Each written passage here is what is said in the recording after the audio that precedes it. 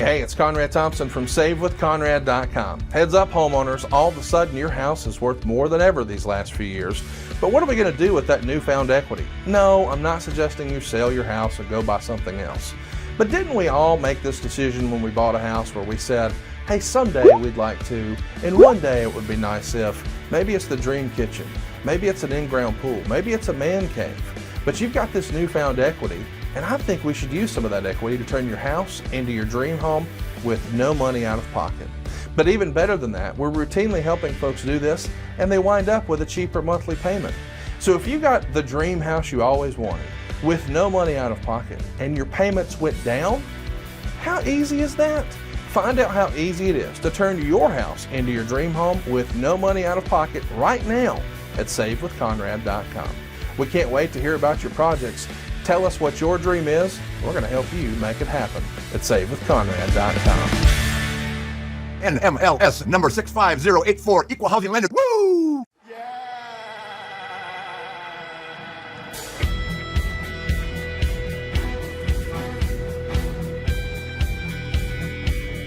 Deletion! My skin's dying because you're under it. I'm done lying to myself for this, for all the wonder and believing that it's making me weak. I'll fade away and classify myself as obsolete. The words are about to be spoken here on the Extreme Life of Matt Hardy, presented to you by the ad-free shows and podcast heat networks. I'm John Alba. That guy right there, that's the broken one, woken one, spoken one himself, Mr. Matt Hardy. A man of many titles, for sure, and the host and star of the Extreme Life of Matt Hardy. What's going on, man? Coming to us from Kansas City this week?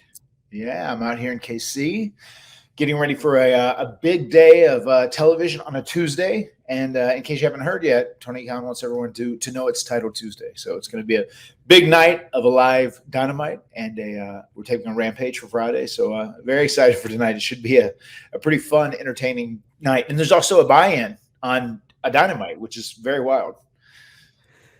Yeah, crazy day ahead as we tape this. Obviously, when this airs, it will be Friday, or if you get early access on adfreeshows.com, you'll be able to listen to it beforehand. But we'll certainly be talking about this whole NXT AEW debacle, war, battle, whatever you want to call it. Plus, we will be doing an entire episode on the birthday boy himself, Mr. Tony Khan, as he celebrates his 41st birthday here. And we send our best wishes to Tony Khan. Would you like to say anything to Tony for his birthday here? Happy birthday, TK. Happy birthday, TK. Happy birthday, TK. I won't delete you. It's true. Yeah, I knew that was coming. Yeah. I knew that was coming. I swapped in TK for you. So that's right. That's right. We got our friends over on Ad Free Shows watching us. We got Josh Field says, good afternoon, John and Matt. It's World Mental Health Day today. Remember, that's important to take care of your mental well-being and to be there for your friends and loved ones, too. We agree, right? Sir, we do agree. Thanks, Josh. Thanks for reaching out. And you're right. Your mental health is very much your health. Yes, we did a whole episode on that in our archives, the mental health and addiction episode, extremehardy.com. We got Ken Smock in here. What's going on, Ken? What up, Ken? We got our friend Kelly Cox in here as well. So what up, KC? I'm in KC. You're talking to KC while you're in KC. How about that?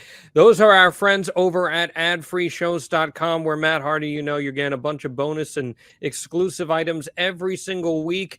And the total package, we talked about it last week. Well, he's joined the stable over at adfreeshows.com. The debut episode of Lex Express with Lex Luger just dropped, as Lex opens up about his jump from WWF to WCW, his relationship with Sting and Ric Flair, and the infamous Bruiser Brody cage match. Let's take a listen to some insight on that. I just had some minor surgery, and I got stitches, 4 or 5 stitches on my body.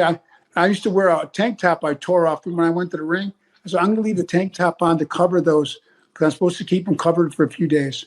He nodded, like acknowledged that. But I told him, what's the first thing he did when we got in the ring? Tore my shirt off. Yes. I was like, wow, I wonder if he didn't understand, or I didn't know the wrestling person. I green lighted him. Okay, this young kid's telling me not to tear his shirt off. I'm gonna tear his shirt off as soon as I get in there. So You can catch the debut episode of Lex Express now, plus thousands of hours of other bonus series like Tuesday with the Taskmaster with Kevin Sullivan, The Hacksaw Hour with Jim Duggan, Ask Conrad, The Book with David Crockett, and more exclusively at adfreeshows.com. I know you're a big Lex guy, right, Matt? Yeah. I've actually I do a lot of signings and Comic-Cons with Lex now, and actually going to be doing New York Comic-Con with him coming up this week and this weekend. I really enjoy spending time with Lex. He's a guy who has lived a crazy life, lots of ups, lots of downs, lots of peaks, lots of valleys, and his appreciation to be alive every day is something that's very motivational to me. That's one of the first things I shared with him, and it's real cool too, because I know he follows some of my stuff, and he has even said like, "Oh, I really want to compliment the way you kind of walk a fine line, like being the real you and the Family Guy, and then still being in character for wrestling. Like you do a good job mixing that stuff up." But he's a great guy and just really motivational, considering all the stuff he's been through to where he's at in life now, and just the appreciation and love he has for life. I really like being around him. He's a very uplifting guy. Did you see his comments about Cody? I did. No lies detected. I mean,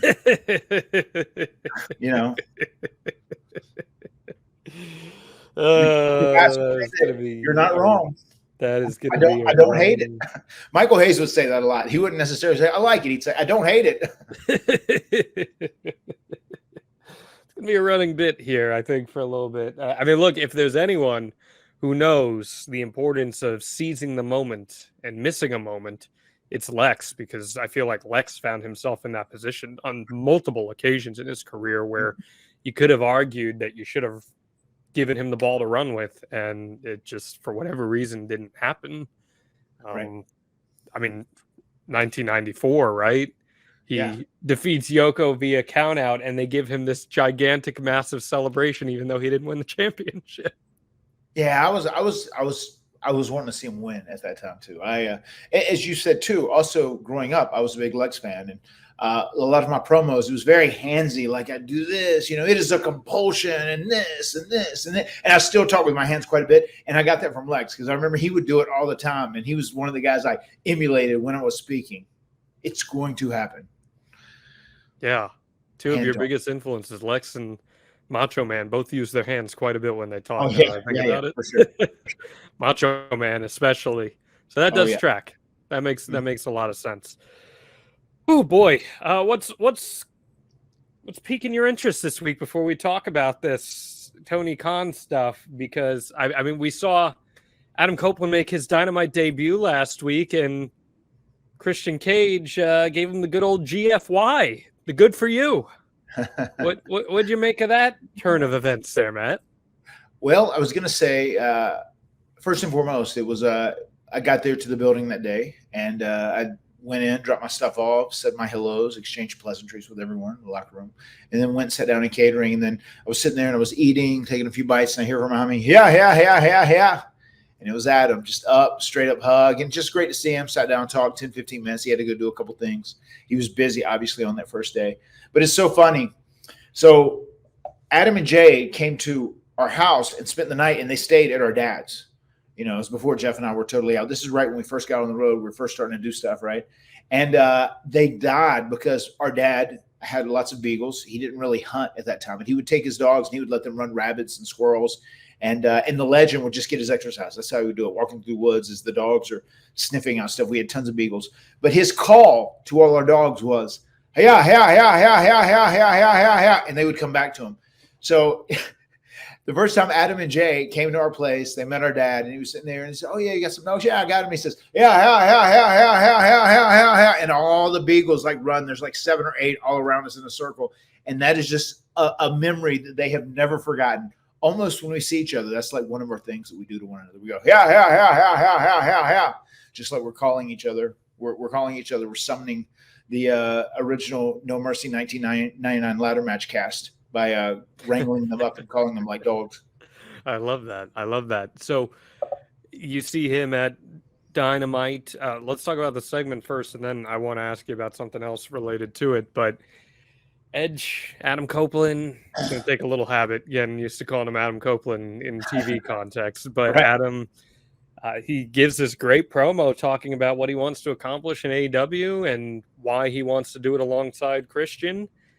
Christian comes out, takes a second, gives him a hug, and then just hits him with a "go fuck yourself" and walks away. Unbelievable stuff. Christian truly is doing some of the best work of his career right now. But what did you think of that segment there? Big fan of it. Obviously, big fan of both guys. I thought that was perfect. You know, they say in wrestling sometimes less is more, and I think in Christian's case, less was more. Just saying those 3 words was all he needed to do, and it made it so much more impactful than him saying anything else. So I dug this segment very much. Are you surprised, or maybe you're not, that we're launching right into a Christian Cage feud with Adam Copeland out of the gates here? I mean, I think you have to address it right from the jump. I mean, I feel like if Adam Copeland shows up and goes into a program with someone else, it's weird. You know, that he doesn't acknowledge his best friend and longtime tag team partner, Christian. I think you have to do it right from the jump, right? Yeah. So you guys are all backstage, and you told me this off screen a few days ago, but it seems like there was kind of a cool moment backstage with all 4 of you guys, wasn't there? Yeah. So they were the last segment on Dynamite. We kicked off Rampage, which, by the way, I want to thank everyone who tuned into Rampage this week. It was the second highest rated show on AWR week. And we take a lot of pride when we go out. It's very late. The crowd's usually tired. But, you know, Jeff and I and whoever our partners were, in this case, it was Best Friends, which they're 2 great guys. Love both those guys so much. And we went out. We had a fun little match against the former Jericho Appreciation Society. And this show ended up doing a pretty good number, especially Friday night at 10 p.m. So we were working with it. But they were the last match on Dynamite. We were the first match on Rampage. So we kind of like crossed paths, all 4 of us. And we were kind of sitting in a semicircle. And we were talking about everything and like what we're doing and this, that, and the other thing and their promo. And then Tony Khan comes back and says, "Hey, holy shit, look at this. And you can just see in his head, he's like seeing everyone that was in that No Mercy ladder match in 1999. And he's like, let's fucking go. Let's go. So that was a cool moment, you know, that we're sitting there and like, you know, all of it, we're all so close and we all have so much history, you know, and we're all so like-minded. So that was a cool moment. I'd imagine there was probably more members of that audience that were there taking that in other than just Tony, as people, the bypassers, seeing history in front. And it is wrestling history. It's a really cool thing to acknowledge that all 4 of you guys are in the same company once again. And as we talked about on last week's episode, at some point there's going to be some crossover. It's going to happen. It's just a matter of when and how, under what circumstances, but I feel pretty confident that we will see it on television. And I think that's just so cool. At the end of the day, that we will see all of that. The new tag team champions in AEW, by the way. Look at that. What do you think about that? Big Bill and Ricky Starks. I was very surprised when I first heard the news, whenever I first saw it on Saturday. I was actually busy all that day, by the way. There'll be a barrage of photos and videos coming out. But my wife and I, we renewed our vows because this last week it made 10 years of marriage. Congratulations. Thank you. And we actually had this big place rented out, and we were initially talking about doing a big party, a big gathering, whatever to celebrate. But it was just, my wife has so much going on. Obviously, I stay busy as I'm traveling all over the place all the time, and kids. So we ended up not doing that, and we just like utilized the venue for photo shoots, which we took so many amazing pictures, and she did tons of video, tons of content for her social media. I'm sure we'll be seeing that over the next few weeks and months. There was a ton of stuff, though. It almost felt like we were shooting a cinematic match. I know I texted you that. Like, I was exhausted by the end of the day. So this place is huge, right? And 3 stories. Like, I was going up and down these stairs all day long, carrying shit, moving stuff. It's like, holy fuck, I feel like I've done a cinematic match. Like, I've been up all night filming. But that was cool. Anyway, I didn't see Rampage. I just saw those results as we were heading home that night. I was like, I went back and watched, and then it kind of became crystal clear what happened and kind of makes sense now. I know you're pretty high on Big Bill, given a lot of his recovery and some of the things he's gone through. What do you think it says about him to be able to overcome some of the hurdles that he had to achieve something great like this? I mean, very, very happy for him. Obviously, we worked with him whenever we were doing the Firm storyline, and he did the deal where he came and he was in the Firm deletion match, right? But there was a time where the Firm, they knew they were going to split those guys up, and they were just like beating them every week, and they just kept putting them out and beating them and beating them and beating them. And I know he got very frustrated, and I said, dude, I know it's frustrating, and it's really easy to get into a groove and get frustrated. I said, but man, it's just like anything else. Just make the most out of whatever you have to work with. And he's been doing that, and he's had a great positive mental attitude, and he really has. He's made the most out of everything he's been given to work with, and you can see it's finally starting to show off now. It's great that he is in that slot, and he's a good dude. He's worked really hard. I liked him when I first met him. My first introduction to him was when I met him and Enzo when we came back at WrestleMania 33, right? So I didn't know anything about him. And then I got to know him, and I liked him the whole while, but he did have some battles he was fighting at that time, and he had some ups, he had some downs. And fortunately, he's rebounded from all that, and he's in a great place in life. He's very happy with Lexi. She's great. I feel like she was like the official spokesperson for the Matt Hardy, Ethan Page, Isaiah Cassidy threesome. While we were doing all that, she was always interviewing us backstage whenever we were just kind of doing our story on our own. So, they're together. They're very happy. He's in a very good spot now in AEW, and he's one half of the tag team champs. So it's very cool. And also happy for Ricky Starks. I like Ricky Starks a lot too. Ricky Starks, if you can hear me, you're my RN dog. Doesn't mean the Hardys are afraid to come after them, though, I'd imagine, right? Oh, not at all. Not at all. I mean, our end goal, our end game is those tag team titles. So we would definitely be coming for them. Okay, something to look forward to. I love Ricky Starks, man. I think Ricky Starks has all the potential in the world to be a big-time player in pro wrestling and someone who could be a difference maker. I think he is a great orator. He carries himself with a big presence. He's not the biggest guy, but I think his presence makes up for a lot of his maybe lacking in size, and he emotes tremendously well. He's a great wrestler too, so I think he's someone who could be a difference maker. What are your thoughts on that? I like Ricky. I think Ricky has a ton of potential, and it's one of those things I like seeing him utilized in a nice spot like this, highlighted as a tag team champion and getting that big win over FTR. So I dig it. And I think Ricky is going to be a very important building block for AEW going forward in the future. All right, Matt, we are talking about this NXT AEW war. We're talking about Tony Khan. It's going to be a great episode here. But before we can start our episodes, you know what I got to ask for? Please hit us with that Matt fact. Matt fact, Matt always has BBQ when in Kansas City. Now you're speaking my language there. What do we get in Kansas City? What kind of barbecue are we talking? I'll probably get I'm going to shoot for a combination platter of pulled pork and beef brisket. Okay. You really are a big pulled pork. That's your Carolinian coming out in you. I know pulled pork is a way to your heart.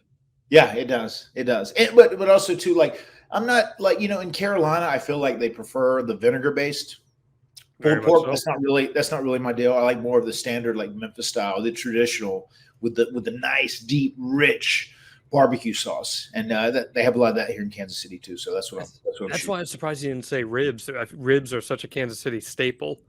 There you go. I do. I like ribs. It's just sometimes when I'm getting down to it. So what I'll do tonight is we'll wrestle, finish the thing. They might have it in the venue, but always in Kansas City, I'll on my way back to the hotel, I'll set up Uber Eats or whatever else, and I'll try and get a combination platter. There's a couple cool barbecue places around here, right?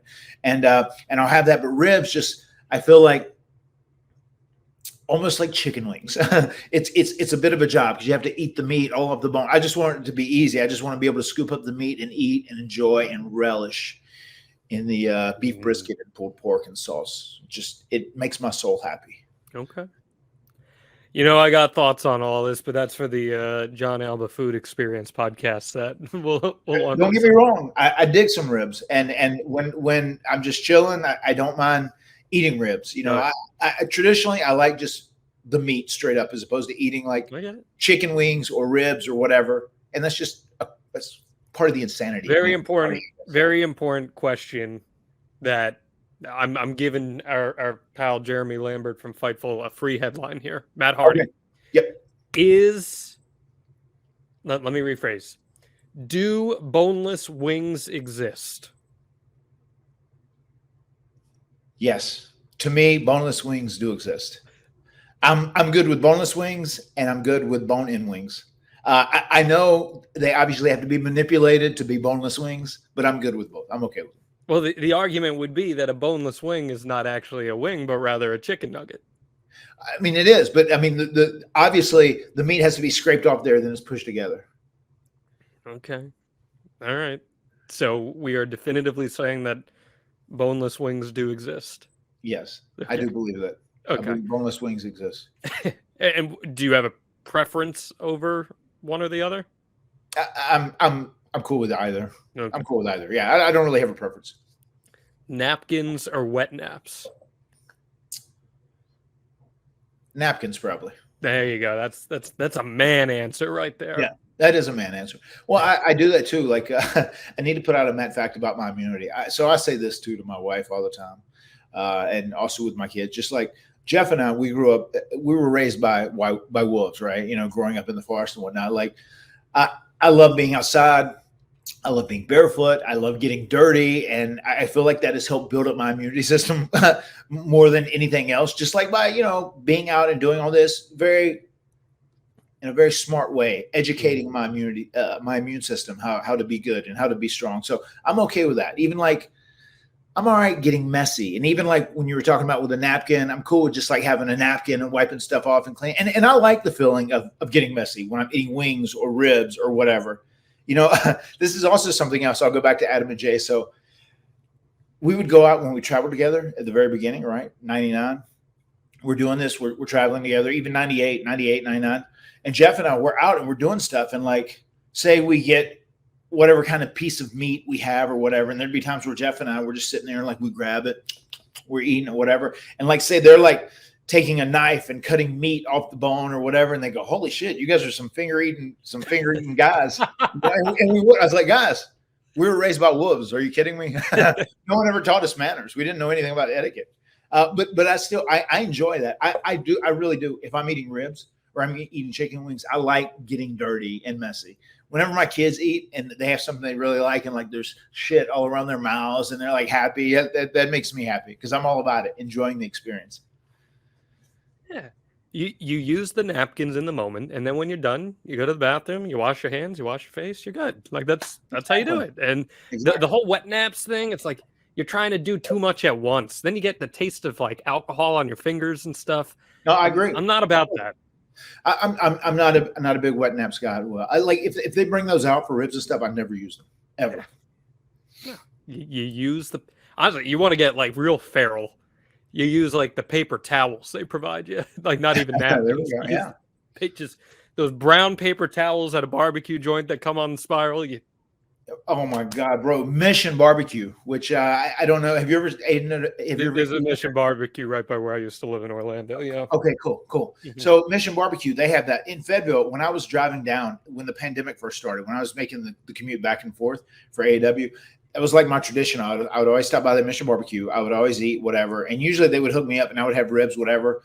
But if I was getting my food to take with me on the road, they have those big rolls of those brown paper towels. I would just like unroll it and just take off a whole bunch and just rip it off and throw it in the bag. And then I would be eating and I'd be a finger eating bastard. You know what I mean? Eating ribs and shit. And I'd be a mess and wiping it off and trying to wipe my hands so I'm not getting it on my steering wheel. Good times. Yeah. You get me talking about food. We'll make this an entire food podcast over at my Wrestling According to Alba.com. I mean, I can't. We got to grill out at some point. I got to have some of your special sauces. But my sauces, my steaks, my meats. People want my meat, Matt Hardy. There you have it. You don't even got to ask. I'll give you my meat without even asking. Okay. There you have it. So you just let me know. I'm grateful that you didn't invite people to your vow renewal because I'm kind of wetting out right now, so I'm grateful for the little break, and maybe we'll do a 15-year or something like that. But man, listen, when you're eating all those wings, those ribs, and everything, that's great. It's good to make yourself feel good. Like soul food, that's good for you mentally. But we got to be cognizant too. We got to stay in shape, and there's no better way to stay in shape than with our friends over at FitBod. Because everyone knows that working out is full of positives, Matt Hardy. It's going to help you sleep better. You're going to look better. You're going to feel better. But keeping your momentum going and actually having positive progress can be hard, but not with FitBod. The app creates personalized workouts based on your goals, abilities, and gym setup while helping you track and visualize your progress along the way. I've been trying so hard here, Matt, as the weather is starting to turn, to establish healthy fitness habits, which if I eat poorly, I know I got to work it off. And FitBod is helping me keep track of my workouts and giving me new goals to push forward towards. How is FitBod helping you out? I mean, it's just been amazing because I put all my statistics in, my age, my weight, my goals, and it hooks you up with a very personalized training method. And the circuit training I've been doing through Fitbod has been paying off, and I can tell a huge difference, and it's great. And it's just what I need to do, because right now I'm not necessarily looking to be bigger and add bulk. I mean, I'm Matt Hardy. I'm 49 years old, and I want to be healthy and athletic. And Fitbod hooked me up with a perfect workout, and the circuit training is starting to pay off. I can tell. Fitbod's powerful technology understands your strength training ability. It studies your past workouts and adapts to all of your available gym equipment, which is helpful for you because when you're on the road and you're at all these different hotels, all these different hotel gyms are different, aren't they? Yes, they are. And with Fitbod, you can just put in what you have to work with, and it will put you out a perfect program.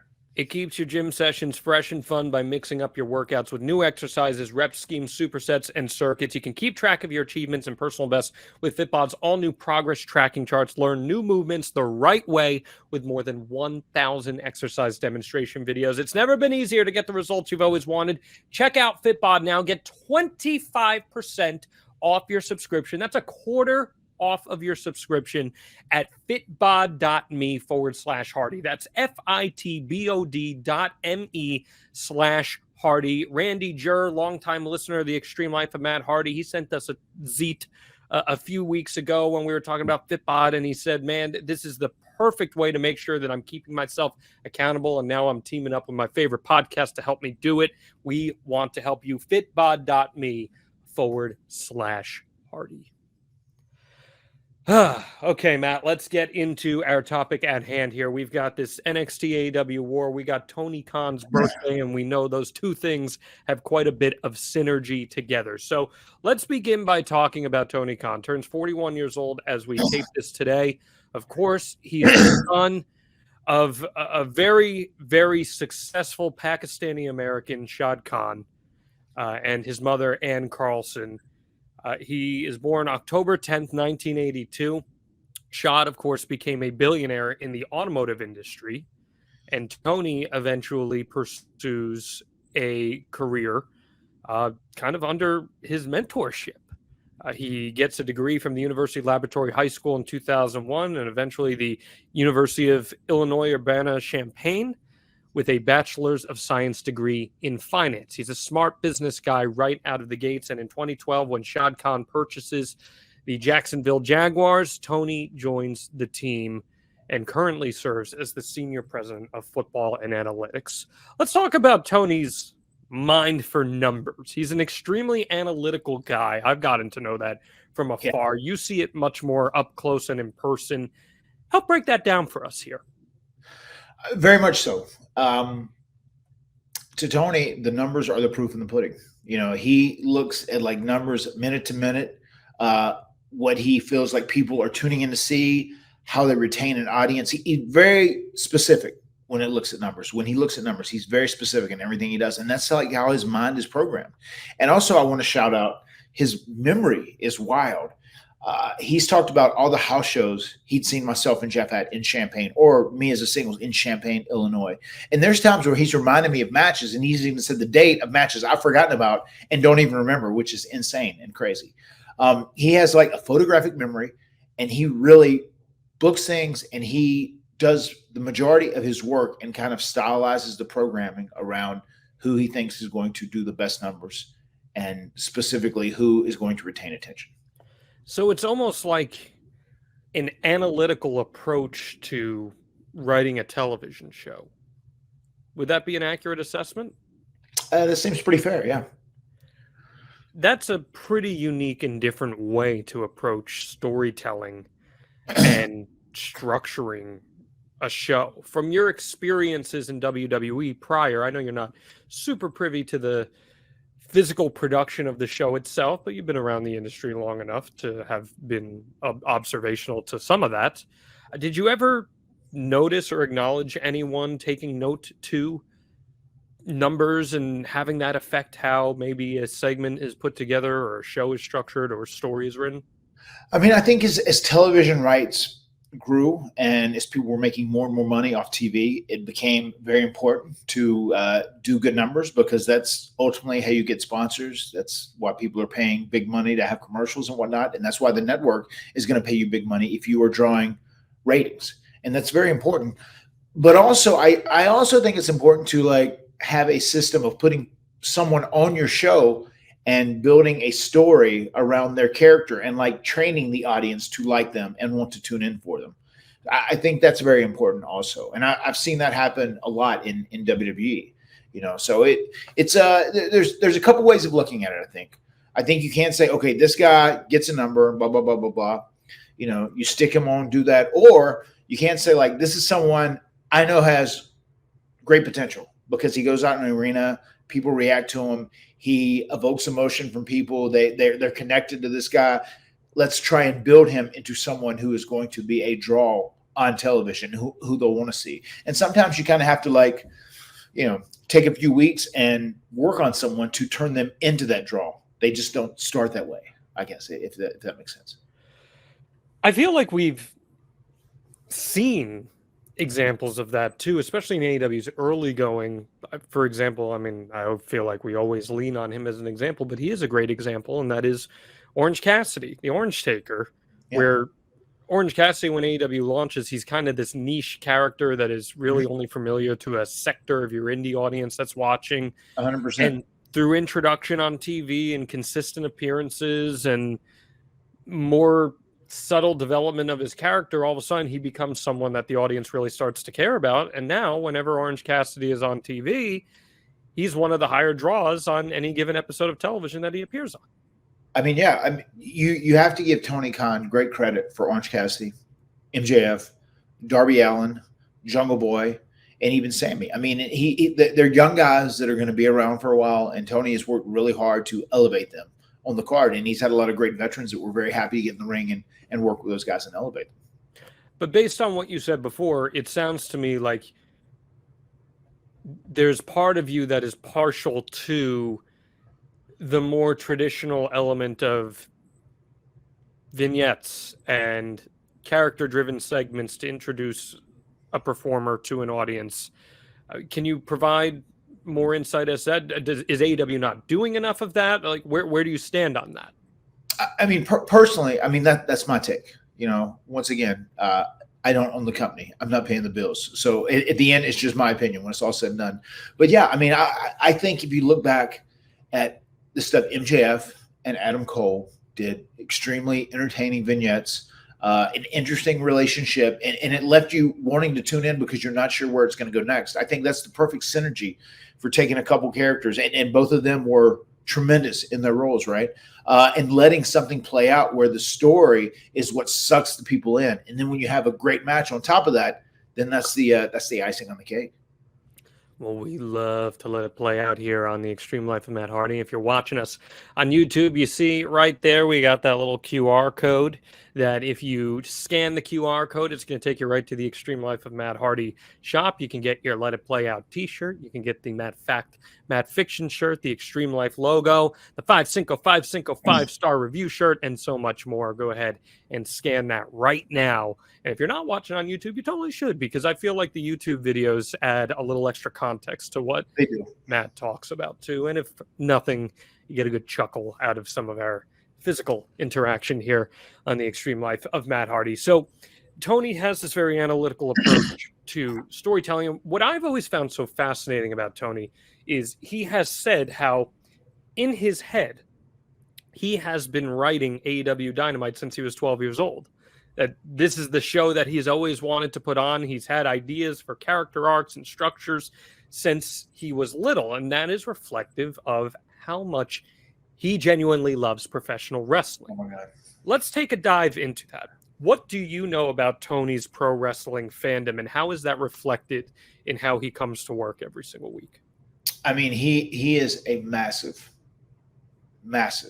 pro wrestling fan, and it shows.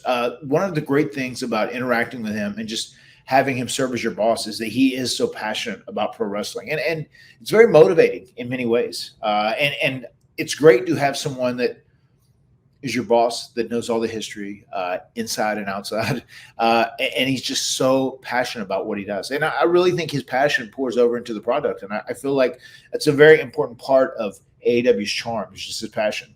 And we can't not mention his promotion for Title Tuesday. In case you guys haven't heard, it is Title Tuesday. And this is going to be coming out on Friday. I'm sure myself and Jeff will probably be on Rampage. That's our home base kind of right now. But like Tony Khan just writing his entertaining tweets, so passionate, so motivated to go into this Tuesday night and put on a hell of a show, make AEW Dynamite great. We've got a buy-in. Eddie Kingston's going to be on it. It's crazy, man. But his passion is something that really fuels AEW, I think, in many ways. And I think he loves wrestling so much, and he wants his company to be so good. He's not afraid to pull out all the stops and like put on a big show when he feels like he has to. And I feel like even for Title Tuesday, he feels like, okay, well, NXT, they're loading up the show. They're putting all these names, John Cena, they're promoting Undertaker, playing his music, whatever they're doing. And he's like, no, well, I'm going to counter. They're not going to do that to AEW just because we're forced to be on Tuesday night, right? And I think his passion is very much like a call, like rally the troops, let's go. As he says all the time, let's go. There's really life to that because he's a passionate wrestling fan and he leads by example. I'm going to ask this because this is a constant part of wrestling fan discourse. Not discourse that I engage in, but I see all the time, and I'm sure you see it all the time because you are very much aware of conversation. Uh-huh.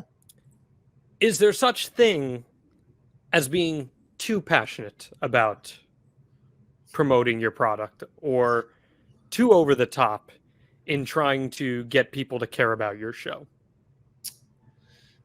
I don't think there's such a thing as being too passionate about your show. And even when you talk about his methods of promotion, I just think for people, it's like, different strokes for different folks.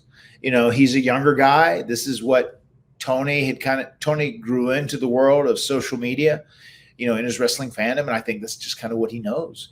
And he knows that is a platform. He can put his opinion, he can put his promotions out, and people are going to see it because he has a large following, and he's also such a figure in pro wrestling that has a ton of notoriety. So people are going to report on it, and it is going to make headlines. And that's what he's been doing the last couple of days, making headlines. But at the end of the day, the internet audience, which he really depends on a lot for AEW, they are going to read those headlines, and there's a good chance they're going to tune in just because it's being talked about so much. And the wrestling websites are going to be picking up all these, Buck Wild and Tony Khan tweets. Why do you think he cares so much about that stuff? I mean, it's just he's passionate about pro wrestling, and I think he knows he can directly reach people who are like him. I think his mentality is of a diehard fan, and I feel like he interacts with diehard fans, and he feels like he's able to reach diehard fans. And I think he feels like it buys him equity with those people, especially if he's not afraid to back down from WWE and the system in Alexandria. That's the conversation that I want to have, because he very much gives off this aura that he is one of the fans, right? He comes out after every show and before every show and talks to the fans and gets them hyped. And he's so excited about these dream matches. Mm-hmm. His promotion exudes how excited he is about the content that he's producing. And I think especially in the beginning parts of AEW, one of the biggest appeals was it felt like this was a wrestling promotion for the fans by a fan. Can that medium exist where you are a fan running this promotion while also being a multi-billionaire boss who's in charge of trying to lead a business forward? I'm really curious what your perspective is on that. I mean, it obviously can exist because it does. I mean, he has never hid his fandom. He's very open about it. And I think that's something that is very different. I think it's very attractive to the more diehard wrestling fans that he is so passionate about pro wrestling. And I think there is, as you said, there are some people who are longtime diehard fans who just have followed wrestling for their entire life. And they're like, oh my God, this guy, I vibe with him because he really appreciates pro wrestling more than ever. He's not just a boss. And one thing I can say about him is just the way he treats his wrestlers and his employees, not like cogs in the machine, as sometimes is that reference is made for WWE. He very much treats them as humans who have a personal life, and he wants them to have time at home. And he's very understanding of giving people time off or taking care of his talent and making things easier for his talent, where it's not just like business. For Tony, it's never just like, it's just business. I mean, he doesn't want to release anyone. He'll let their deal run all the way out. He hasn't fired anyone unless they've done something bad and they've had to be disciplined or whatever. But he's just a good human being when it comes to that. I mean, once again, we went to the Bray Wyatt funeral, tons of WWE guys there. He sent a private plane to pick up everyone so we could actually go and say goodbye to our friend and then still make it to TV that day, which kind of shows the quality of human being he is. And a lot of us got to spend a lot of time with him. Those were really special days back during the pandemic because we would like bust our ass doing the shows in front of no fans. And it's just like pro wrestling is not pro wrestling without fans, but we were going out, we were, managing to produce content that would be on TV. But then like when we'd be finished, we'd come back to the hotel and Tony would make sure to have food. There would be steaks, there would be salmon, there would be burgers, there would be chicken sandwich. I mean, he had a huge spread for all the talent. We'd sit down, we'd eat, we'd hang out, the brotherhood and like the brethren was very strong then, very, very strong. And like a lot of times there'd be guys sitting at a table and we're sitting with Tony and just kind of like, talking shop, and talking about life, all kinds of things. So it was really a very tight-knit group and community at that time. And that's something that you would never catch Vince in, back when Vince first started, I know he would hang out with the talent some, but just being able to actually speak to Tony on those levels and kind of get to know him, where Vince keeps the wall up, right? He doesn't want people to know him. He wanted to make it hard to get to him. And I don't know how Hunter is now, if Hunter is pulling the strings. I know that's obviously what's been going on now that he's doing more of the creative and stuff like that. I don't know if Hunter is putting on that same type of personality. I want to put a wall between me and other people. You kind of have to see me via appointment. Tony was just very open and he'll be out roaming around TV. You can catch him, you can talk to him, you can pitch ideas to him, this, that, and the other thing. So I really do appreciate how open he is with talent. And it's a different system. And is that going to work in the long run? I guess we're kind of a living, breathing experiment right now. That's what AAW is. When did you have your first interaction with Tony? When my deal expired, I talked to him directly after that. He's a big stickler, for not contract tampering, this, that, and the other thing. That was my first interaction with him. And it was a great conversation. And just some of the things he even said on the phone, he was very welcoming. He was very open. He was very excited. And you could just hear the passion pouring over the phone as you were speaking to him. And just the way he knew my history. And he, complimented a lot of the stuff I did with Randy right at the very end. And we were kind of going back and forth about what I could do and, how things could work out and this, that, and the other thing. But I loved it. I mean, I really vibed with him from the very first time I spoke to him on the phone. How immediate are we talking here upon the conclusion of your contract? The next day. The next day. Yeah. And he called you? Yeah. I mean, I reached out to him. I'd got his number from the Bucks. I had contacted him and then he'd call me right back. So you figured there was going to be interest there and he shared that mutual interest in bringing you in? Yeah. Okay. He seemed open to bringing you in as a pretty significant piece. I mean, you debuted with the Broken Matt character as part of the whole Stadium Stampede build. It was a significant moment, and as we know, we've covered this on the podcast too in our Stadium Stampede episode. Weird period of time there at the pandemic and Broken Matt coming in with no crowd. It was wild. But were there ever any other ideas other than how you debuted discussed between you and Tony? Yeah, there was also an idea where I I could have also taken Brody Lee's spot. Those were the couple ideas. Do I want to come in and just be Matt Hardy, and what version of me I wanted to come in, or do I want to be in the role Brody was? And I thought Brody would be perfect for that. So I think Brody would be much better for that. And I thought for me, as far as being a heel on TV, because I'd been pretty hot leaving WWE at that time, it would have been better for me to come in as a babyface as opposed to a heel. Yeah. So you could have been the exalted one. Yes. Gotcha. And so was that a collaborative decision made between you guys? I think so. Those were kind of the couple. I think the decision making that we were all working on, do I come in as, the Exalted One Brody's role, or do I come in as just Matt Hardy or a broken Matt or whatever version of Matt Hardy? And I just felt it would be better for me to come in as a babyface. And I figured Brody would be much better served being a heel, and he would actually work better as a heel. And I'm so glad they did what he did. That role was perfect for him, tailor-made for him. Yeah. I mean, you were in a good spot coming out of WWE with the Randy thing. You were healthy. You were in good shape. Yeah. You were ready to go. And one of the reasons for that, Matt Hardy, is because you were taking and drinking your AG1s.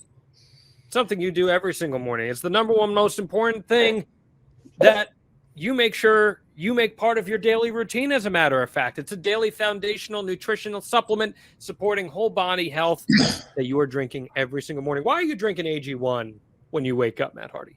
It keeps me young. AG1s, drinking my AG1 is what keeps that fountain of youth happening over and over again. It allows me to get into the ring. It allows me to feel good. It allows me to look good. And it truly is my daily ritual. It is the first thing I do every single day. What's the first thing you noticed about your body changing once you started drinking AG1? I just noticed that it improved my gut health. It helped me move food through my system more quickly. And I just really appreciated all the benefits that it allowed me to have as far as trimming down and losing weight and staying tighter and more athletic and more lean. AG1 is a great bang for your buck, replacing a ton of other supplements like daily multivitamins, minerals, pre and probiotics for your gut health, as Matt said, adaptogens, and a greens blend. It's literally all in one scoop of powder, helping you save time, making your life so much easier with that one scoop every single morning. We're talking 75 high-quality vitamins, probiotics, and whole food sourced ingredients. I can't think of any other daily routine that's going to pay off for you as well as AG1 does every single morning. So we want to help you out here over at The Extreme Life of Matt Hardy. If you're looking for a simpler, effective investment for your health, try AG1. And how many free AG1 travel packs are you getting, Matt Hardy? 5 free travel packs. Put it in your routine. I promise you, it will make you better. Put it in your routine, guys. You're also going to get a free 1-year supply of vitamin D with your first purchase. Go to drinkag1.com/Hardy. That's drinkag1.com/Hardy. Check it out. And I also want to do this just because we're doing Matt Facts with that, the new font you've been doing. Matt Fact. Matt is a creature. Whoa. You didn't. I guess you didn't swallow all your AG1s this morning. I guess I didn't. Oh my God. I had something I was going to do. Your clarity and your focus has left you. All right, trim it. We'll use that for later. The Extreme Life of Matt Hardy bloopers. I love it. I love it. How collaborative do you find Tony Khan to be in the creative process? He is very collaborative, and if he has an idea going on, you don't just show up to TV and do the idea. He will definitely buzz you on it ahead of time. And he said, "Are you cool with this?" And I do dig that. I dig that someone checks in with you and they just want to see if you have any input, you have any suggestions, you have any ideas that you think could, make things better. So yeah, I'm very big on that. Let me ask you this then. If there's a disagreement on creative process or presentation or whatever it may be, how is that settled? What is that process like? Because in WWE, you hear the stories all the time. If someone was fighting for something, they'd go through a writer. The writer would try to make a case for somebody. You know that firsthand with Freddie Prinze. Like we talked about that in the past. You try to have someone advocate you, Michael Hayes, perhaps in your case, and it was like, well, what did Caesar say? Did Vince approve of it? Did he not? When you see those types of situations pop up in AEW, what is that process like? Well, I am one that if I'm offered an idea, I typically try and make the most of it, and I try and do everything I can to make it as good as possible. There are guys who have had ideas given to them by Tony that they didn't necessarily like, and they just they didn't do them because I guess they didn't want to. And there's been times where guys have been home and, like if you hadn't seen someone in a while, say, oh, well, creative differences, whatever. So I guess they'll kind of hang out and be off TV until they figure out something that they really like. I've never been in like a heated argument with anyone about a creative idea that I didn't like that much. I mean, I've been given some crazy creative ideas that I've just kind of like shook my head at, and maybe there's stuff I didn't want to do. And, we've talked about some of those, that whole idea that was given to have me team with Mark Henry, and Mattitude was oppressed and whatnot, so that's pretty crazy creative. And you just go, okay. And, I kind of roll with the punches, and I feel like that's probably helped me with my longevity and just being around for a while, whatever. But I guess if Tony pitches an idea that you don't like and you don't want to do, you don't end up doing it. He doesn't force people into doing stuff. That's interesting, though, because you just said instead some people sit on the sidelines and not do anything. What are your thoughts on that? I guess to each their own.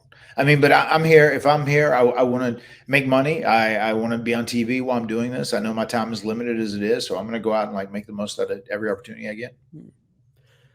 I guess the reason I ask that, and this is me making an editorial note. I've known Tony Khan now for 5 years, going on 6, because I covered the Jaguars even before AEW existed.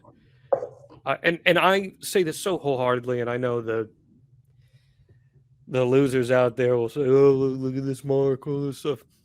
I find Tony Khan to be a very genuine person.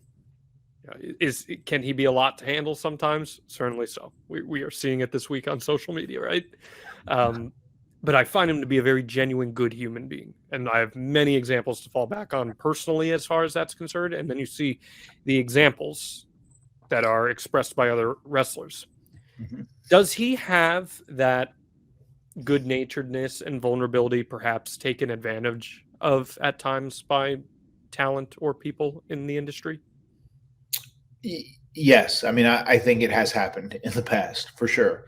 But, I think once you go through those experiences, you learn from them. And I think Tony has done that. I mean, he's learning on the fly. This whole thing is like, it's a huge, huge responsibility to be a wrestling promoter, booker, run a company, especially with all the other stuff he has going on. So yeah, he's learning on the job while he's doing it. And I'm sure there's been people that have taken advantage of his kindness.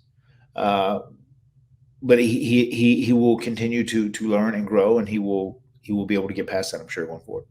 And right there is, in my opinion, the most interesting part of all of this is he's learning on the job while being this top figurehead, promoter, booker, whatever you want to call him, with no prior wrestling experience. And it begs the question, Matt.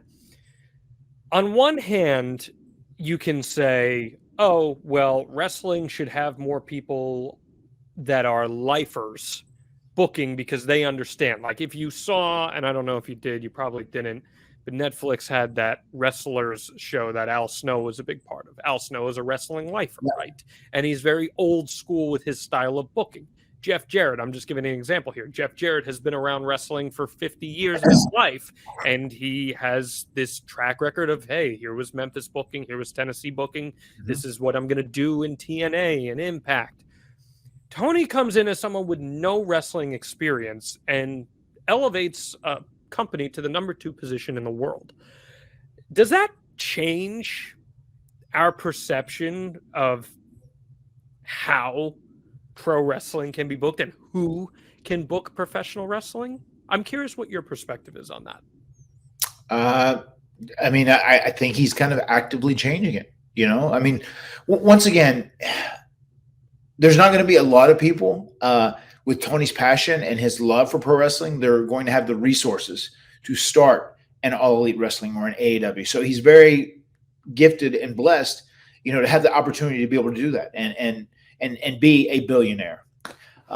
So yeah, it is actively changing. I mean, I guess you've got to be in the right place at the right time, and you have to have the right resources to start a company. But I mean, he's really like one of a kind, and what he is doing right now is revolutionary in pro wrestling. Even him being in the position he is and booking the way he does, it is different, but it is revolutionary. And most importantly, it is good for the pro wrestlers in the industry. It is great for the production people in the industry, all the employees that work in pro wrestling in some capacity, and also the fans. Because, I mean, he pushes NXT or WWE to do better stuff, and that pushes him to do better stuff. And at the end of the day, all the wrestling fans win. I think it's fascinating because it pushes the boundaries of who can and who can't work in pro wrestling. Like, I'll give you the example. Will Washington, right?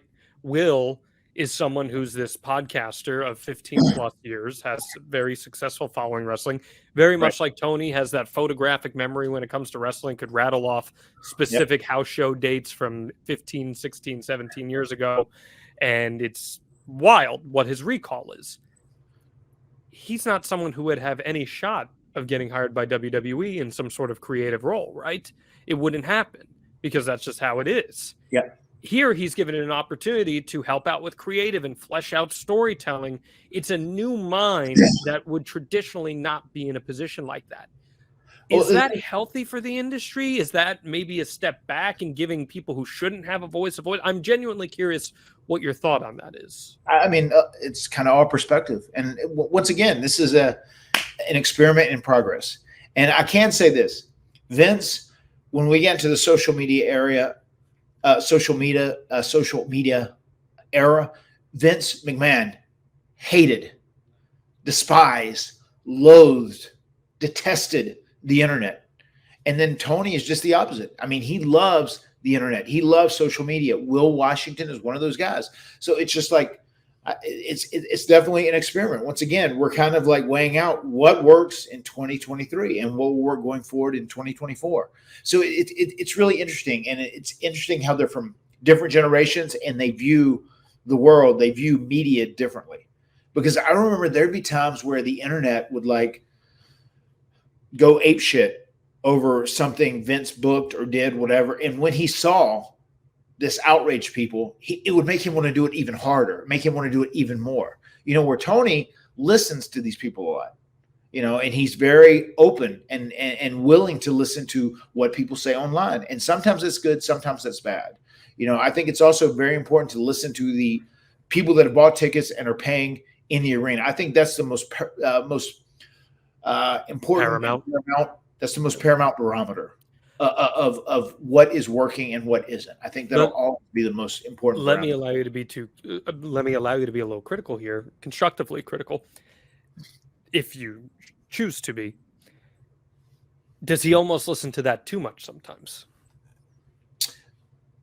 It's possible. It's possible. But once again, at the end of the day, this is his company, and he is flipping the bill.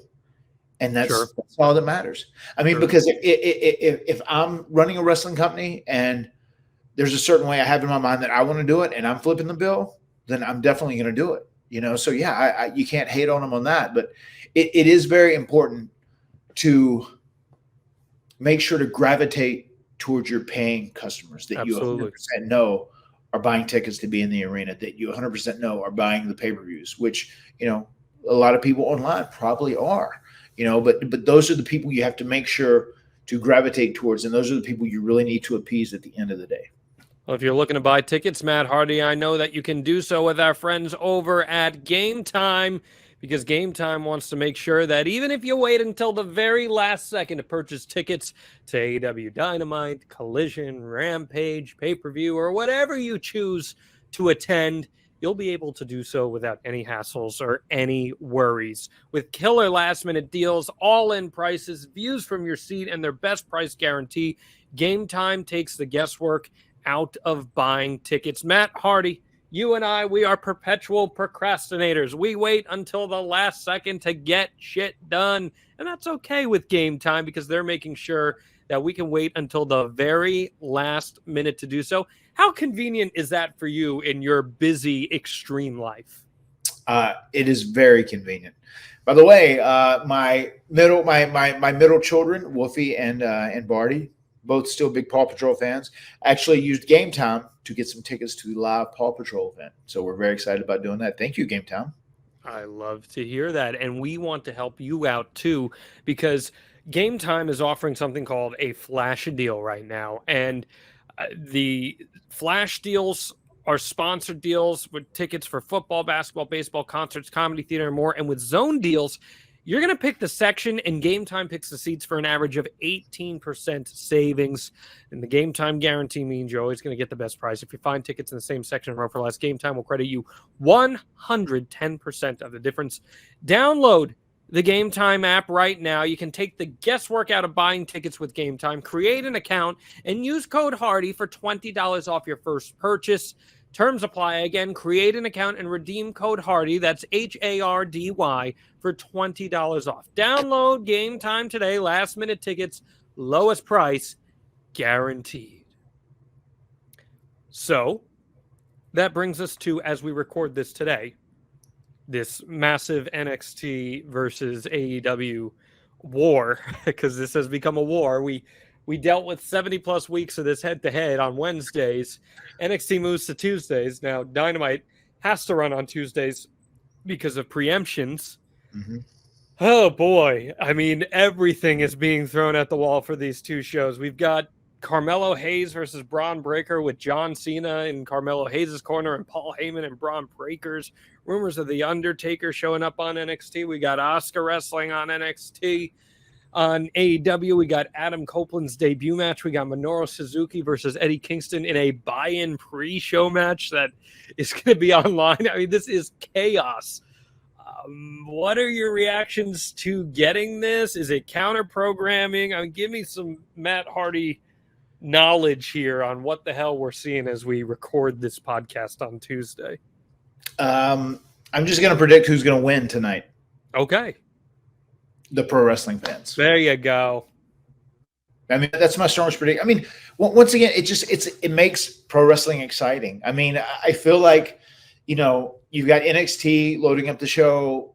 Tony was doing Adam Copeland's debut match here, and then he starts adding everything else. They put on a buy-in, and they load up the show from top to bottom, and now they're really clashing, going head to head. And the most important thing about all this is that it is generating interest for pro wrestling, which is a very, very good and positive thing. What will be the final numbers when it's all said and done? I don't know. I don't know how this is going to go. I know you and Bischoff have some bets, right? Yeah, we do. Bischoff says AEW is not pulling 500,000. So if they don't, he has to buy me. If they don't pull 500,000, I have to buy him dinner. If they exceed it, then he's buying me dinner. Oh, you got a dinner coming, dude. And he's already telling me that he wants his expensive, like essentially Wagyu tuna, the Toro. Like he's a big sushi guy, big sushi guy. And we're not talking California rolls or anything like that. We're talking expensive.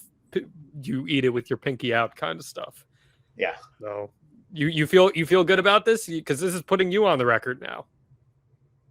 That AEW is going to draw over 500,000. You think you feel confident in that? 100%. Okay. All right. I mean, it's going to be a lot more competitive than people think, I think. Yeah. I was curious. I want to get some comments too from the Ad Free Show's faithful. Ken saying Tony has made the wrestling world a better place. 100%. We got Coach Rosie saying, "Hey guys," says he's looking forward, and he also says, "Easy win, John." So we're hoping that is the case.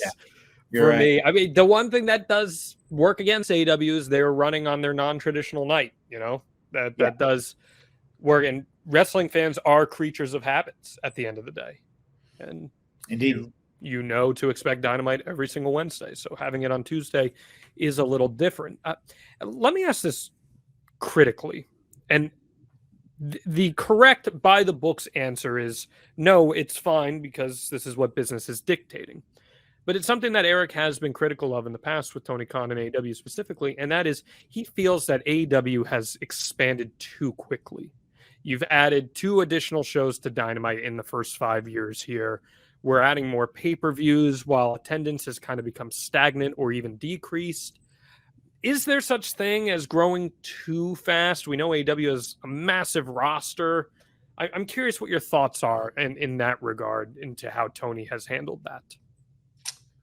I don't know. I mean, possibly. I mean, one thing that I can say is a huge positive about all this growth. It allowed AEW as a company and as an industry and as a business to make so much more money by producing more content, especially having a live Wednesday and a live Saturday show. So, I mean, that is definitely beneficial for the company. Is it hard to keep up with all that? I mean, I would guess, between injuries and just bookings changing every now and then, it is tricky. That's a lot of shows. That's a lot of content to do very early on, like you said, within 5 years.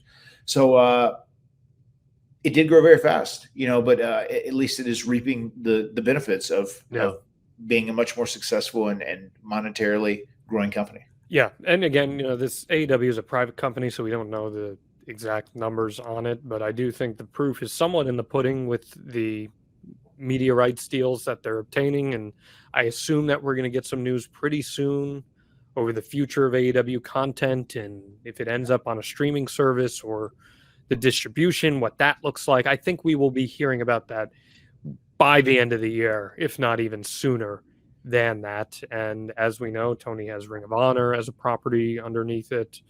I guess as we begin to wrap up this edition of the Extreme Life of Matt Hardy, where do you think Tony Khan's legacy will lay in the wrestling space? If Tony Khan retired today, what would his legacy be? Well, he is not retiring anytime soon. I know he's not.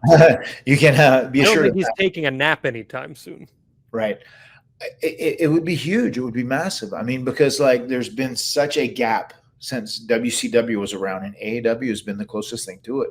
I mean, I feel like there's no disputing that. I mean, do you agree with that, John? Yeah, 100%. I mean, since WCW. So I think it's once again improved pro wrestling. It's helped improve the quality of WWE. It's improved the working conditions and pay for the wrestlers and employees of wrestling companies. So, I mean, that's it. That's a huge deal. The fact that he took this, leap of faith and started a pro wrestling company because it's something he's been envisioning in his mind since he was 12 years old is a very ballsy thing to do. And he will go down in history as someone who helped make pro wrestling better and also helped create a space where many, many people could be employed and make livings for the family. So he will go down with very kind things said about him, I think. What's one thing that people don't know about Tony Khan that they should know?